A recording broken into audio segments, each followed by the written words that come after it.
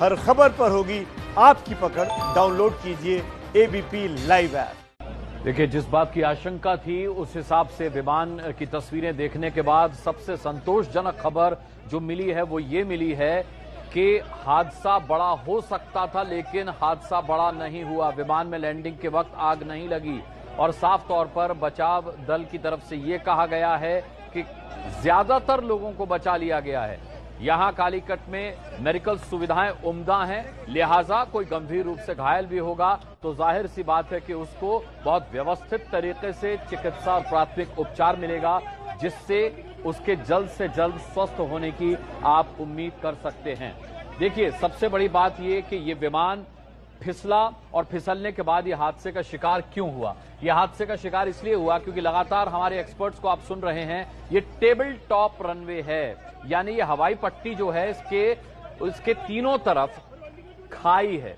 ये एक पहाड़ जैसी जगह पर बना हुआ है, ऊंचाई पर बना हुआ है। जैसे टेबल होती है और टेबल के चारों तरफ कुछ नहीं होता, वैसे ही जब ये रनवे से फिसला तो जाहिर सी बात है कि आमतौर पर अगर ये हवाई अड्डा होता तो फिर या तो ये किसी इमारत से टकराता या फिर न टकराता तो खाली मैदान में ये घिसटता हुआ चला जाता और शायद ये दो टुकड़ों में न टूटता, या फिर अगर ये किसी चीज से टकराता तो बड़ा हादसा हो सकता था।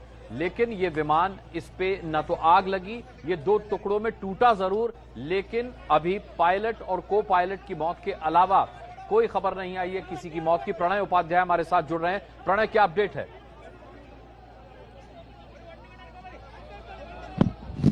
देखिए, अभी तक जो जानकारी मिल पा रही है वही है, विंग कमांडर जो थे, मतलब इससे पहले वो एयरफोर्स के पायलट रहे हैं, यानी काफी अनुभवी पायलट थे दीपक साठे, जो इस विमान को उड़ा रहे थे। जिस तरीके की अनुराग जिक्र कर रहे थे एविएशन एक्सपर्ट्स भी, मुश्किल हालात थे, बारिश का जो है काफी तेज बारिश हो रही है कोझिकोड एयरपोर्ट के ऊपर, और ऐसे में इस विमान को उतारना अपने आप में भी चुनौती था। लेकिन चूंकि अनुभवी पायलट इस तरीके की लैंडिंग करते हैं, किस तरीके से विमान ने ओवरशूट किया, क्योंकि विमान लैंड कर चुका था, उसके बाद उसने रनवे ओवरशूट किया, और जो तस्वीरें आ रही हैं वो अपने आप में बताती हैं अनुराग कि किस तरीके से विमान की जो बॉडी, जिसे फ्यूसिलाज कहा जाता है एविएशन में, वो दो टुकड़ों में टूट गया, आगे का हिस्सा नीचे गिर गया। जाहिर तौर पर पायलट और को पायलट की डेथ बताती है कि आगे का हिस्से में सबसे ज्यादा डैमेज हुआ है, क्योंकि वो नोज डाइव गया है, नीचे गिरा है, क्योंकि पायलट और को पायलट की सीट वहीं होती है। उन्होंने अंतिम समय तक कोशिश की होगी कि इस विमान को कंट्रोल किया जाए, यानी विमान अगर आउट ऑफ कंट्रोल हुआ है, बाकी कारण क्या रहे, किस तरीके से हुए, क्योंकि इस विमान के अंदर ये सारी चीजें जांच का विषय है। लेकिन इस विमान के अंदर 184 पैसेंजर थे, जिसके अंदर 128 पुरुष, 46 महिलाएं और 10 छोटे बच्चे थे। वंदे भारत मिशन की ये फ्लाइट थी। दोपहर करीब 1:40 पर यह विमान दुबई से रवाना हुआ था। 7:25 पर जब कोझिकोड एयरपोर्ट पर लैंड किया है, उस समय में 2000 मीटर की विजिबिलिटी में इस विमान ने लैंड किया है। लेकिन उसके बावजूद ये विमान ओवरशूट किया एयर स्ट्रिप के ऊपर, इस तरीके से हादसा पेश आया है। और अभी तक जो जानकारी मिल पा रही है उसके मुताबिक पायलट और को पायलट जो हैं वो नहीं रहे, उनकी मौत हुई है इस हादसे के अंदर। लेकिन बाकी कितने लोग घायल हैं, उन्हें मेडिकल रेस्क्यू दिया जा रहा है, उन्हें मेडिकल इमरजेंसी में जो भी मेडिकल एड होती है, जो चिकित्सा सहायता है, वो मुहैया कराई जा रही है। और पूरा अमला राज्य सरकार का हो, चाहे जिला प्रशासन का हो, चाहे केंद्र सरकार का हो। प्रधानमंत्री नरेंद्र मोदी ने भी बात की है केरल के मुख्यमंत्री से। इसके अलावा जो गृह मंत्री अमित शाह हैं, उन्होंने संपर्क किया है।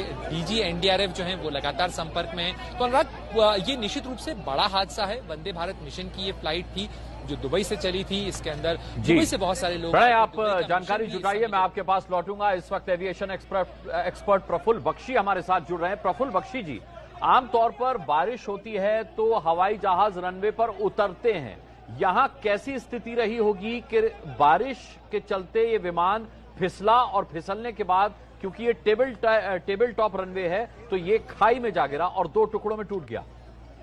देखिए, ऐसा है, सबसे पहले मैं बता दूं कि जब पायलट रनवे पे पानी होता है और लैंड करता है, नॉर्मल लैंडिंग हम लोग करते हैं जब वो बहुत स्मूथ लैंडिंग होती है, पर अगर पानी के ऊपर इतनी स्मूथ लैंडिंग होती है तो उसको कहते हैं एक्वाप्लेनिंग कर सकता है जहाज, यानी कि फिसल सकता है। इसीलिए पानी जहां पे होता है वहां पे थोड़ी फर्म लैंडिंग करते हैं, थोड़ी सी फर्म लैंडिंग होनी चाहिए, ये एक बात है। पर दूसरी बात, जैसा कि नजर आ रहा है पूरी इंक्वायरी होगी ब्लैक बॉक्स के बाद तो पूरा हम टिप्पणी कर सकेंगे। पर जो नजर आ रहा है वो ये है कि एयरक्राफ्ट शायद हाई स्पीड पे हो सकता है और उसे काफी रनवे खा लिया और खाने का मतलब खत्म हो गया, और जहां से टच डाउन किया वहां पे से एयरक्राफ्ट रुक नहीं सकता था और इसलिए वो ओवरशूट करके चला गया और वो आगे जाके खाई में गिर गया। अब ये पता करना पड़ेगा, आपके यहाँ पे पता नहीं चल रहा कि या बिल्कुल साइड में गया है या रनवे को पूरा ओवरशूट एरिया क्रॉस रनवे को पूरा करने के बाद ये खाई में गिरा है या साइड से ये स्लाइड हुआ है। प्रफुल्ल बख्शी ये बता रहे हैं कि ये अभी जानकारी नहीं मिल पाई है, इसलिए नहीं कहा जा सकता। नितिन वैद हमारे साथ एविएशन एक्सपर्ट जुड़े हुए हैं। नितिन वैद, जिस तरीके से बताया जा रहा है कि लैंडिंग के वक्त विमान में आग नहीं लगी और जिस तरीके से यह संतोषजनक खबर बताई जा रही है कि ज्यादातर लोग घायल हैं या फिर बेहोश हैं, तो क्या यह कहा जा सकता है कि विमान की रफ्तार काफी धीमी हो चुकी थी, इस वजह से एक बड़ा हादसा टल गया? नितिन वैद जी से हमारा संपर्क इस वक्त टूट गया है। प्रफुल्ल बख्शी, यही सवाल आपसे, क्या यह माना जाए कि विमान की रफ्तार तब तक कम हो चुकी थी जब तक वो हादसे का शिकार हुआ? अगर रफ्तार ज्यादा होती तो इसमें आग भी लग सकती थी और कैजुअल्टीज ज्यादा होती?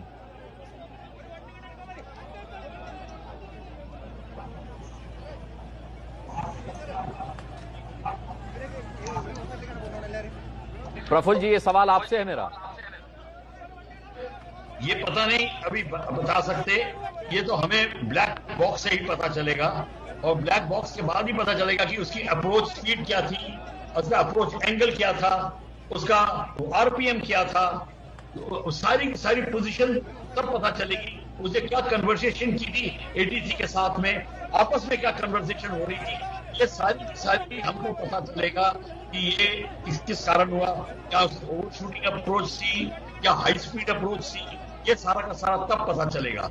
और अब देखा जाता है कि अगर पहले जब विमान 70s और 80s में होते थे कई ऐसे विमान उनमें टेल पैराशूट होता था। और चले प्रफुल्ल जी, आपकी आवाज हम तक ठीक ढंग से नहीं पहुंच पा रही है, ये तकनीकी दिक्कत दूर करते हैं। तब तक एविएशन एक्सपर्ट नितिन वैद्य हमारे साथ जुड़े हैं, उनसे बात करते हैं। नितिन वैद्य जी, ये हादसा और इसकी तस्वीरें देख करके क्या कुछ कहेंगे आप, कैसे पेश आया होगा यह हादसा?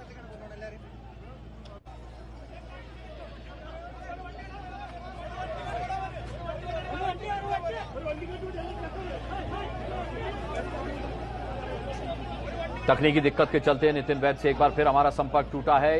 ये आप को बता दें कि इस विमान हादसे में, इस विमान दुर्घटना में इस विमान के पायलट और को पायलट की दर्दनाक मृत्यु हुई है, जो कि बेहद दुर्भाग्यपूर्ण है। इनके अलावा, यानी इन दो कैजुअल्टीज के अलावा क्या स्थिति है, इसके बारे में सिर्फ ये कहा जा सकता है, जो जानकारी मिली है, ये पायलट साहब की आप तस्वीर देख रहे हैं, दीपक वसंत साठे, जिनकी दुर्भाग्यपूर्ण मृत्यु हुई है इस विमान हादसे में। अब इनकी तस्वीर, इनकी आयु देखकर आप अंदाजा लगा सकते हैं कि ये कितने अनुभवी पायलट थे और इन्होंने अपने अनुभव का पूरा लाभ लेने की कोशिश की होगी। और इसी का नतीजा है कि हम राहत कर्मियों से ये सुन रहे हैं कि ज्यादातर लोग बचा लिए गए हैं। इसका पूरा श्रेय पायलट को जाता है, क्योंकि जब संतुलन बिगड़ता है, जब मुसीबत आती है, तो विमान के साथ क्या करना है, विमान कम से कम नुकसान पहुंचे विमान दुर्घटना में, इसके लिए विमान को कैसे लैंड कराना है, यह पायलट के स्वविवेक पर निर्भर करता है। और ये हैं दीपक वसंत साठे, जिन्होंने अपनी जान दे दी। इस पायलट के साथ इनके को पायलट की भी मौत हुई है और ज्यादातर यात्रियों को बचा लिया गया है। दो बड़ी बातें जो जानने वाली हैं, तस्वीरें देखने के बाद इस भयावह हादसे का अंदाजा लगाया जा सकता है, लेकिन पहली संतोषजनक बात यह कि हादसे के बाद विमान में आग नहीं लगी। सोचिए, अगर विमान में ब्लास्ट होता, विमान में आग लगती, तो 151 लोग उस पर सवार थे, कितनों को बचाया जा सकता था। दूसरी बात यह कि ज्यादातर लोग या तो घायल हैं, गंभीर रूप से घायल हैं, या फिर बेहोश हैं। ये साफ तौर पर बताया गया है, जो पुष्ट जानकारी है। इस वक्त की बड़ी खबर आपको बता दें, पायलट और को पायलट सहित 10 लोगों की मौत हुई है। कोझिकोड विमान हादसे में 10 लोगों की मौत की खबर है। हम लगातार आपको बता रहे हैं, इस तस्वीर को देखने के बाद जिस विमान का अगला हिस्सा पूरी तरह से ध्वस्त हो चुका हो, यह लगातार आशंका जाहिर की जा रही थी कि इसमें हताहतों की संख्या बढ़ सकती है, क्योंकि जब विमान के अगले हिस्से की हालत इतनी जर्जर है, टुकड़े टुकड़े हो चुके हैं, उसके परखच्चे उड़ चुके हैं, तो फिर ऐसे में उसके अंदर बैठे यात्री कितने सुरक्षित रहे होंगे। कोझिकोड विमान हादसे में अब तक 10 लोगों की मौत की खबर आई है। अब यह कहा जा सकता है कि हताहतों का आंकड़ा बढ़ सकता है। ये एक बेहद दर्दनाक और भयानक विमान हादसा है, जिसमें विमान के पहिए रनवे को छूने तक सब कुछ ठीक रहता है, सब कुछ ठीक। जब टचडाउन होता है तो सभी भगवान का शुक्रिया अदा करते हैं। आपने अगर विमान में सफर किया होगा तो आप इस बात को जानते होंगे कि विमान जब उड़ता है तो आप भगवान को याद करते हैं, परमेश्वर को याद करते हैं, और जब आप उतरते हैं, जब आप लैंड करता है विमान, जब आपके विमान का पहिया जमीन को छूता है, तब आप उस भगवान का शुक्रिया अदा करते हैं, ऊपर वाले का शुक्रिया अदा करते हैं। ये हादसा उसके बाद पेश आया है। विमान के पहिए जमीन से लगे और उसके बाद विमान फिसलता चला गया। टेबल टॉप रनवे होने की वजह से विमान रनवे से लुढ़क करके खाई में गिर गया और इसमें अब तक 10 लोगों के मरने की खबर आ रही है। पिंकी राजपुरोहित हमारे साथ हैं। पिंकी, आशंका थी कि हताहतों की संख्या बढ़ सकती है और वही हुआ, 10 लोगों की मौत की खबर। बिल्कुल अनुराग, जिस तरह का एक बड़ा हादसा ये सामने आया है, ये अनुमान लगाया जा रहा था कि जो है कैजुअलिटीज की संख्या जो है वो बढ़ सकती है, और फिलहाल कैजुअलिटीज जो है वो 10 सामने आते हैं। कैलिकट मेडिकल हॉस्पिटल में 5, बेरी मेमोरियल हॉस्पिटल से 2, कोंडुटी हॉस्पिटल से 2 और साथ ही फेरो के हॉस्पिटल से 1 की जो है मौत की खबर फिलहाल सामने आ रही है। आपको बता दें कि मैक्सिमम लोगों को जो इवैक्यूएट कर लिया गया है और उन्हें अलग अलग अस्पतालों में भर्ती कराया गया। कैलिकट का जो एयरपोर्ट है अनुराग, वो आपको बता दूं कि मलप्पुरम जिले में पड़ता है, और इसीलिए घायलों को जो है वो कैलिकट और मलप्पुरम दोनों ही डिस्ट्रिक्ट के जितने भी अस्पताल है वहां पर इन घायलों को जो है भर्ती कराया गया। लेकिन जो सोर्स हमें बता रहे हैं वो ये कि काफी ऐसे लोग हैं जो काफी गंभीर अवस्था में घायल है, और यही कारण है कि लगातार जो है मरने वालों की संख्या बढ़ रही है।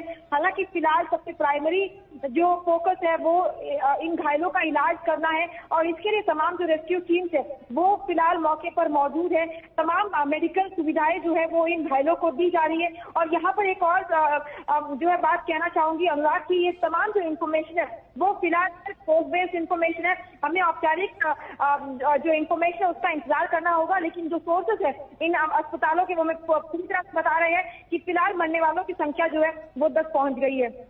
मरने वालों की संख्या 10 पहुंच गई है। पिंकी राजपुरोहित हमें बता रही हैं कि हताहतों की संख्या बढ़ भी सकती है। पिंकी, आपने तमाम विस्तार से जानकारी दी कि किस किस अस्पताल में कितनी लोगों की मौत हुई है। इन अस्पतालों के जो सूत्र हैं, जो सोर्सेस हैं, उनसे क्या खबर लग रही है? कितने लोग गंभीर रूप से घायल हैं और क्या यह हताहतों की संख्या और बढ़ सकती है? अनुराग, क्योंकि फिलहाल काफी अफरा तफरी का माहौल है, ऐसे में जो है एग्जैक्ट नंबर बताना मुश्किल है, लेकिन इतना जरूर कह सकते हैं कि काफी ऐसे लोग हैं जो बहुत ही गंभीर अवस्था में घायल है। साथ ही विमान से जो है मैक्सिमम लोगों को इवैक्यूएट कर दिया गया है। काफी ऐसे लोग भी थे जो विमान में फंसे हुए थे, उन्हें भी जो है निकालने की कोशिश की जा रही है। तमाम टीम जो है वो अभी भी जहां पर यह हादसा हुआ है वहां मौके पर मौजूद है। यहाँ पर सबसे जो खास अगर गौर करने वाली बात यहाँ अनुराग ये है कि टेबल टॉप एयरपोर्ट, मैं खुद कई बार जो है कैलिकट एयरपोर्ट पर गई हूँ, काफी छोटा रनवे है और काफी रिस्की भी है, और इसके लिए इसमें कोई दो राय नहीं कि पायलट जो है पूरी तरह से ट्रेंड भी रहते हैं, और बहुत ही कम बार होता है जब लो विजिबिलिटी के कारण जो है रनवे नहीं देख पाते। आज के अगर इस हादसे की अगर आपको बात करूं तो क्योंकि विमान को जो है एक पर्टिकुलर पॉइंट पर लैंड करके उसके बाद रनवे में जो है आगे बढ़ना होता है, लेकिन लो विजिबिलिटी होने के कारण जो है रनवे शायद नहीं देख पाए पायलट, और यही कारण है कि रनवे के आगे होते हुए एंड तक पहुंच जाते हैं, जिसके बाद वे खाई में जो है एयरक्राफ्ट गिर जाता है, उसके बाद 2 टुकड़े हो जाते हैं। बिल्कुल वैसा ही हादसा जो 2010 में हमने देखा था किस तरह से बेंगलुरु में हुआ था, जहां पर कुछ ही लोग बच पाए थे और पूरे विमान में जितने भी पैसेंजर्स थे उन लोगों की मौत हो गई थी।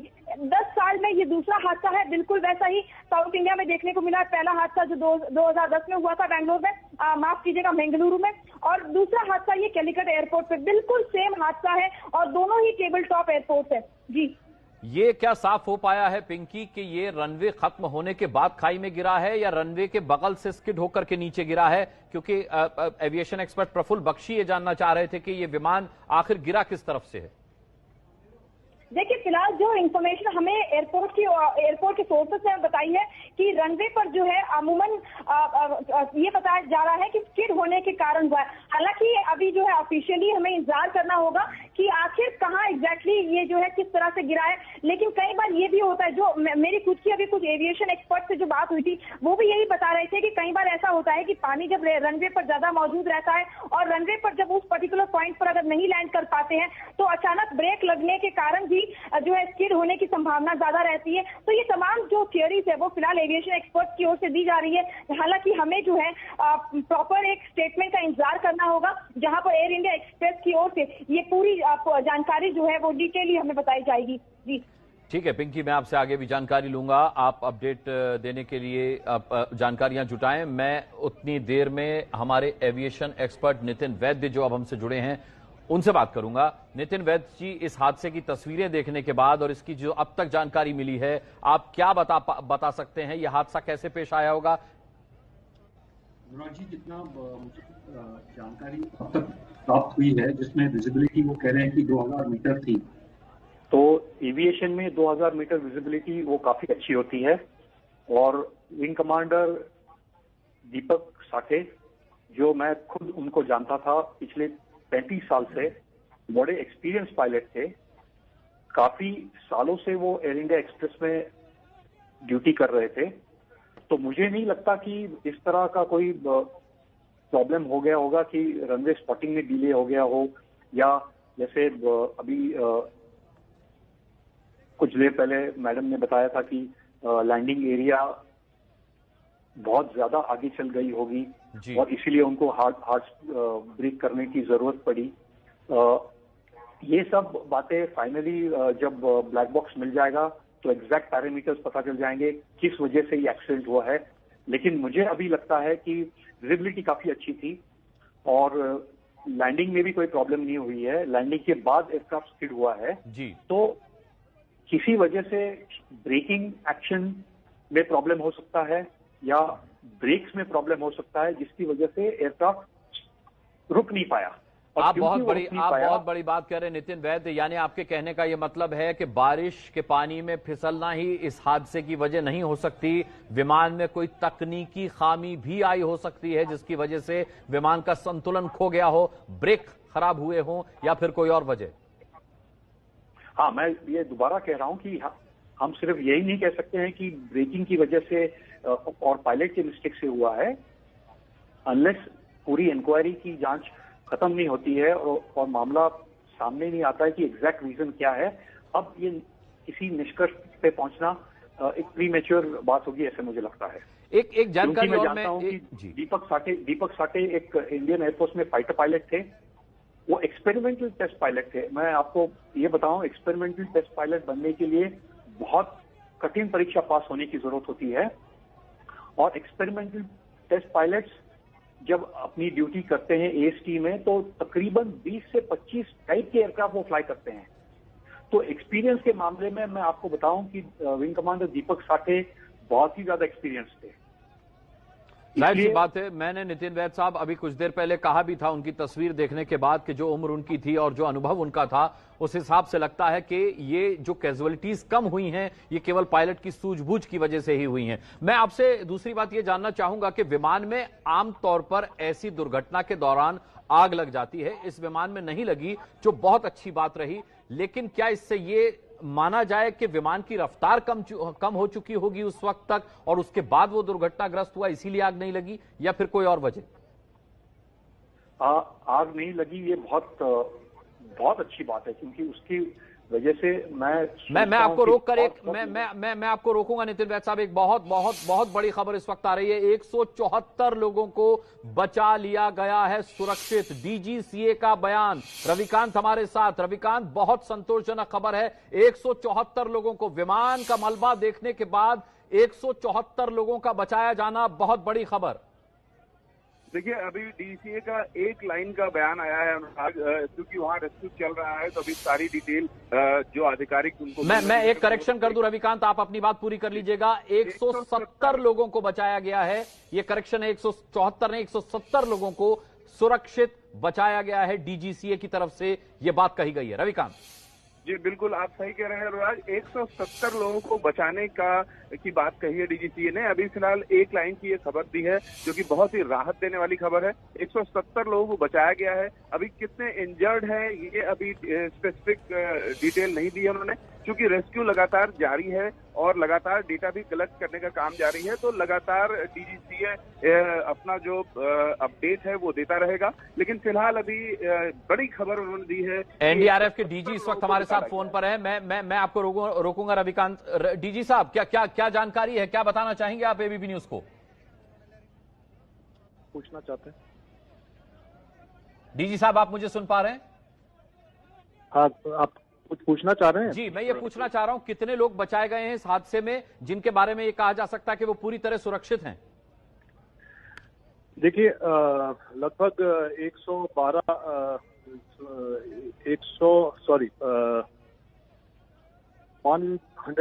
से 113 लोगों को हॉस्पिटलाइज किया जा चुका है। जो अभी मेरी वहाँ के हमारे जो कमांडर हैं उनसे बात हुई, एनडीआरएफ के कमांडर। एनडीआरएफ की टीम अभी पहुंची है और मदद में जुट गई है। और बाकी लोग अभी भी एयरपोर्ट के बिल्डिंग में ही है, उनको ट्रीटमेंट किया जा रहा है।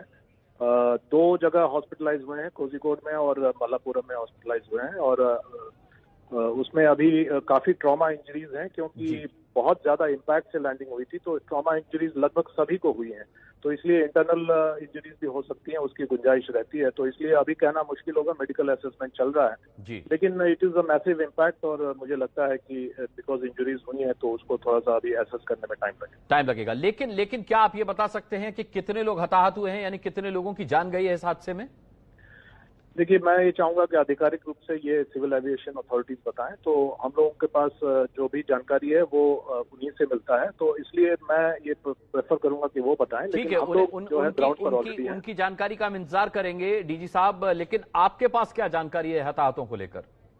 हमारे पास जो जानकारी है वो ये है कि सभी लोगों को इंजरीज हुई है और सभी लोग जो है उसमें ट्रीटमेंट के अंडर हैं। और एग्जैक्ट जो डेटा है वो सिविल एविएशन अथॉरिटी। और हादसे की वजह का कुछ पता चल पाया है कि ठीक हादसे की वजह क्या रही? देखिए, वजह तो स्पेकुलेट ही किया जा सकता है, क्योंकि अभी इसके बारे में इंक्वायरी होगी तो पता चलेगा, ब्लैक बॉक्स मिलेगा तो पता चलेगा कि क्या एक्चुअली पायलट और आपस में क्या को पायलट डिस्कस कर रहे थे। लेकिन निश्चित रूप से एक जो फैक्टर रहा है, जो कि हम लोगों को जो ट्रेनिंग दी जाती है एयरक्राफ्ट एक्सीडेंट के बारे में एनडीआरएफ में, तो उसमें एक फैक्टर रहता है कि जब एयरपोर्ट के टारमैक में या जो रनवे कहते हैं उस पर पानी रहता है तो लैंडिंग में थोड़ी सी कठिनाई जरूर होती है और थोड़ा सा जो सिस्टम्स होता है वो थोड़ा सा उसमें वीकनेस आता है। लेकिन ऐसा भी नहीं है, ये एयरक्राफ्ट मॉडर्न एयरक्राफ्ट था और उसमें ब्रेक सिस्टम्स अच्छे थे, पायलट नॉर्मली अच्छे होते हैं और they are capable of it. तो एग्जैक्टली किस लिए हुआ होगा ये तो बात की बात है, इंक्वायरी में ही पता चलेगा। लेकिन निश्चित रूप से ये भी फैक्टर रहा होगा कि दुबई से चला है और फ्यूल कम था और काफी 2-3 बार अटेम्प्ट करने के बाद फाइनली उनको लैंडिंग करनी ही पड़ी होगी। तो ये सब फैक्टर मिलके कंबाइंड फैक्टर हो सकते हैं, लेकिन ये अंत में इंक्वायरी से ही पता चलेगा। एक सवाल और डीजी साहब मैं पूछना चाहूंगा आपसे, क्या विमान के अंदर मौजूद सभी यात्री बाहर निकाल लिए गए हैं या अब भी कुछ यात्री विमान में फंसे हैं? देखिए, अभी जैसे ही आपसे बात होने से पहले ही मेरे जो कमांडर हैं वहाँ ग्राउंड पर, उनसे बात हुई है। उन्होंने कहा कि जो सर्च अंदर हम लोग फ्यूसलाज में और जो अंदर बॉडी जो है उसमें कर रहे हैं, तो अभी कोई पैसेंजर दिख नहीं रहा है, लेकिन थॉरो सर्च की कोशिश की जा रही है। सीट्स के अंदर में और नीचे में ये थॉरो सर्च हो रहा है, लेकिन प्राइमा फेसी अभी कोई पैसेंजर नहीं है, ऐसा प्रतीत होता है। बहुत बहुत धन्यवाद करना चाहेंगे डीजी साहब। एनडीआरएफ के डीजी हमसे बात कर रहे थे और साफ तौर पर उन्होंने बताया कि अभी पहले सर्च के बाद कोई पैसेंजर अंदर नहीं है, ऐसा माना जा रहा है। यह सर्च किया गया है एनडीआरएफ की तरफ से कि किसी के फंसे होने की आशंका के चलते देखा जाए कि कहीं किसी को मदद की जरूरत ना हो, कोई अचेत अवस्था में यानी बेहोश अवस्था में वहां फंसा हुआ ना हो। देखिए, मल्लापुरम के एसपी का ये बयान आया है जिसमें 14 लोगों के मारे जाने की वो बात कह रहे हैं। Nose dived into the valley adjacent to the aircraft. So it's a really very, very sad incident. Sir, in Malayalam. ദുബൈയിൽ നിന്ന് കോഴിക്കോടേക്കുള്ള എയർ ഇന്ത്യ എക്സ്പ്രസ് വിമാനം साफ तौर पर 14 लोगों के मरने की बात मल्लपुरम के एसपी ने कही है। हादसे में 14 लोगों की मौत हुई है, मल्लपुरम के एसपी ने यह कहा है। देखिए, डीजीसीए कह रहा है कि 170 लोग सुरक्षित बचाए गए हैं। 191 लोग विमान में सवार थे, यात्री और क्रू मेंबर्स, पायलट सहित 191 लोग, जिनमें से 170 लोगों को बचाने की बात डीजीसीए ने साफ तौर पर कही है। मल्लपुरम के एसपी कह रहे हैं कि हादसे में 14 लोगों की जान गई है। एनडीआरएफ के डीजी से हमने बात की, उन्होंने साफ तौर पर कहा कि सभी यात्रियों को विमान से निकाल लिया गया है। ये इस आधार पर कहा जा सकता है कि प्राथमिक सर्च में विमान के अंदर किसी भी यात्री को फंसा हुआ नहीं पाया गया है।